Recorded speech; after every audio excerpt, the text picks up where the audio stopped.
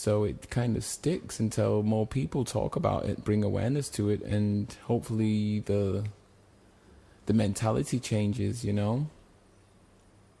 Yeah. There's a story of like one of the early Buddhas killed himself on purpose just to prove it. They said, right, I'll kill myself and I'll come back just so you can see it. And that's the story goes. He came back as the next Buddha. Yeah, wow. It's like people need to see it to believe it. And it only happens rarely. Yeah. And I remember once, Joe, in yoga class, we were doing this chakra meditation, I think it was. And at the end of it, I said that I had trouble.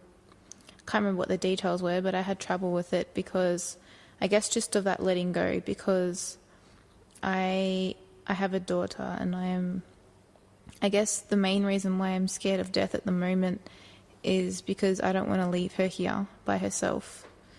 And you put your hand up and said, oh, I've had a near-death experience and it's really nothing to fear. And you said that you're happy to have a chat with me about it. So do you have any, I guess, words of wisdom or advice of people who are, scared of death or have this fear or this clinging to life? I think it's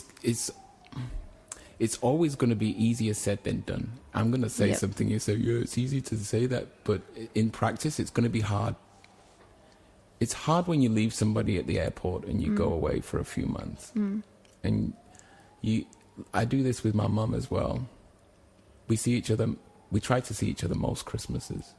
And every time we end up crying and we're like, I know I'm going to see you again next Christmas or something else, but it's just, I'm going to miss you. Do you know what I mean? Yeah. So whoever goes first, you're both going to miss each other. But it's going to be like there was something out of this that's going to help both of you at the same time. Any kind of traumatic incident, when you can look back at it and you'll say, this happened for this reason. And whether it's you go first and your daughter is left behind, she'll have an experience that she chose in the first place, that she's meant to grow and learn from this. Now, mummy's not here, so I have to do this. And I know I can do this because I'm a big girl inside. I've got this. Yeah. And she'll grow from it and have her experience. And you'll be there on the sidelines saying, yes, she's doing it. She's doing everything we knew that she would do. Do you know what I mean? Yeah. But you're going to miss each other and you're going to want to be with each other sometimes, but you will get that again. But you have to you do your thing. I'm here on the sidelines and I'll see you when you've completed everything that you said you wanted to achieve in this life. And that's my view of it anyway. Yeah. So to me, it's like, I've come off stage now, but I'm in the audience watching, and you're going to do a killer performance, but you don't need me to be on stage with you all the time. You do you now for a bit. Yeah. Live your life. If she's really young and you're scared of it happening at a young age, it might be an idea to have a contingency plan where you know that she's got your parent to go to, or a friend or someone that you trust, that she's going to be in safe hands. And then as a parent, then you've just got to live life in the moment and not focus on things that you don't want to happen. Yeah. Just focus on, I'm loving this time with my daughter right now. That's all you need to focus on. Yeah. It's going to be hard though. Grieving is hard. There's no shortcuts and just go, oh, my daughter died. That's fine. Yeah. I don't think anyone can ever really do that because you're going to miss them. But deep down you're going to be with them again. Yeah. I think, like you said, just that perspective, that picture that you painted for me of, when someone dies, they're just sort of on the sidelines, just watching the show. Just, I guess, change my perspective of what grief is and what loss is, because you just miss them. And I guess if you're talking from a spiritual or a consciousness perspective, their consciousness is in a different place. So you're really just missing, you know, being connected to that part of, you know, that consciousness, and you want to be reconciled with that. Exactly. And I guess that's why a lot of the Buddhist philosophy is about renouncing attachment to all things. And it sounds counterintuitive. How can I love my daughter but just not be attached to her as well? Like, but I guess it's like when they say catching a fish. If you love fish, then you wouldn't be catching them. You would just let them be. It's our model of love and what that means to be connected forever and ever and ever. Or is it a model of love where, look, I'm going to be with you till you're like 15 or 16, and then you should have enough. Sorry to my listeners. My recorder at this point of the recording ran out of battery, so I'll play the rest of the recording now for you. Yeah, I thought I was saying, when I was younger, I think life seemed more exciting. And then as I became more of an adult, it slowly became a bit more dull and a bit more routine and a bit more, is this it? Is this what it is now? But I would love for when I have kids that they never really lose that kiddie excitement for life. And I would try and instill that they just see it and go and play and go around the whole world, go to deserts and go to the beaches and go to jungles and meet people and be on adventures. Because I've had a taste of that, but I've been half stuck in this 9-to-5 world as well, the corporate, you know, the real world. It's funny, hey. The real world that's an illusion. Yeah. Because I like being a musician as well. For a long time, your parents start saying, well, are you going to get a real job, or are you just going to be playing around with music? Like, this music's taking me around the world. Where's your job taking you? Just down the road and back. Yeah. It's like different perceptions of what a real job is, I guess.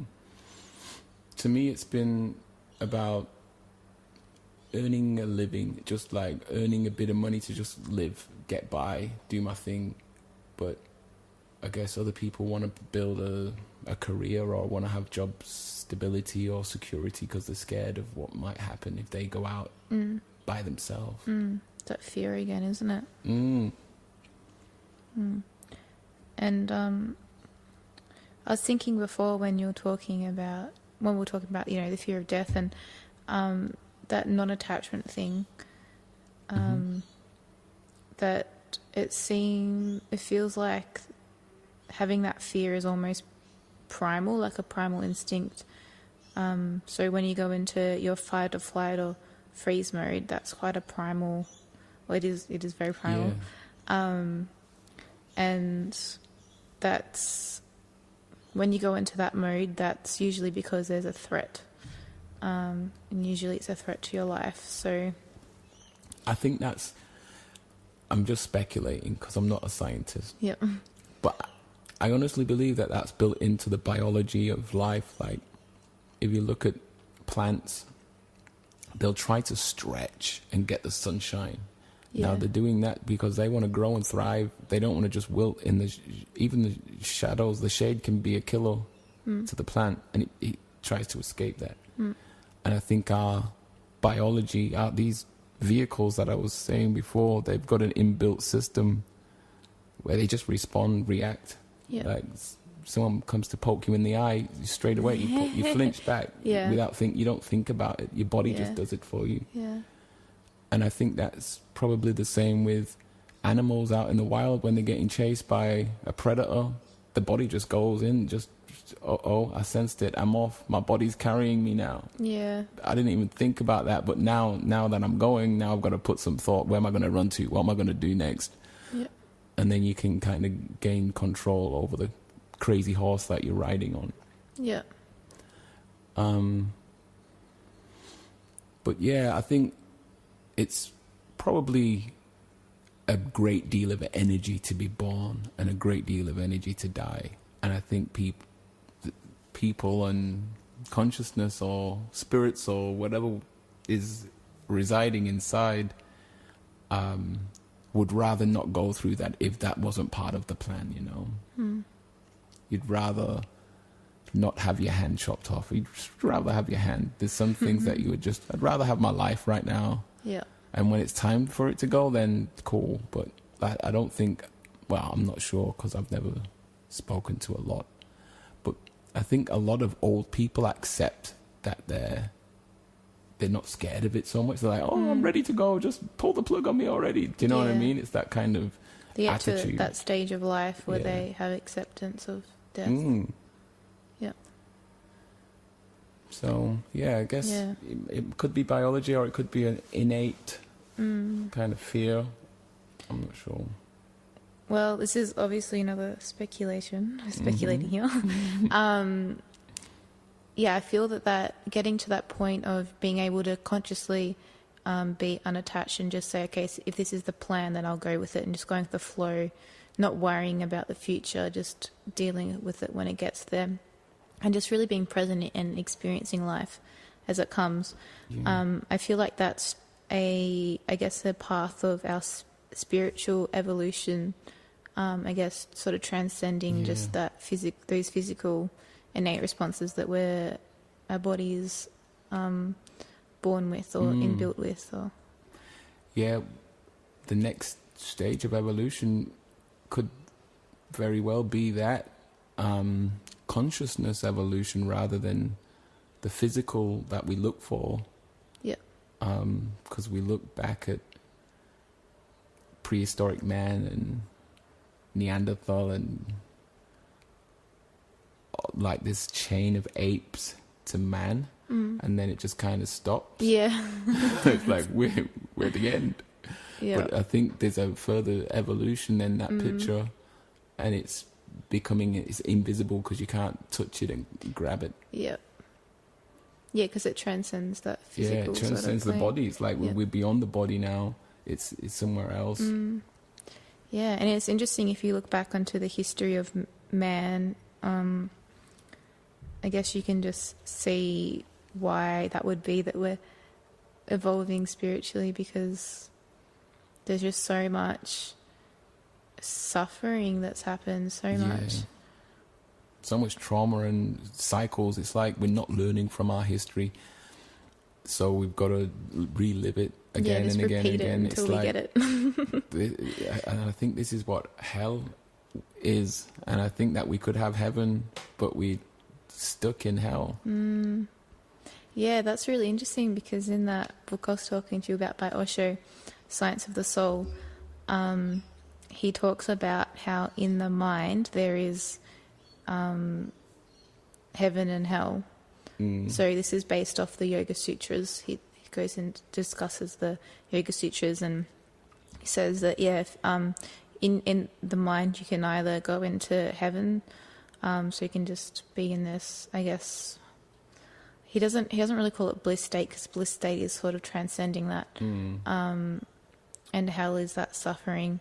So he talks about, I guess, being able to use the mind as an instrument so that you can, just choose when you use it and when you don't, and you don't become ruled by it. That's amazing. That's like easier said than done, though. Do you know what I mean? Why can't we just have a switch where we just say, okay, this is not automatic mode. I'm in manual mode and I'm choosing this. Yeah. It's like, it's a struggle and Takes a practice. work. Yeah. Like going to the gym. Got to put the work in if you want to see results. Yeah. Just to finish off, I might read some of the rest of this quote that I was reading at the start by Osho, because he actually goes into fear. Oh, wow. I just had a little glance at it before. I was like, oh, this ties in pretty well.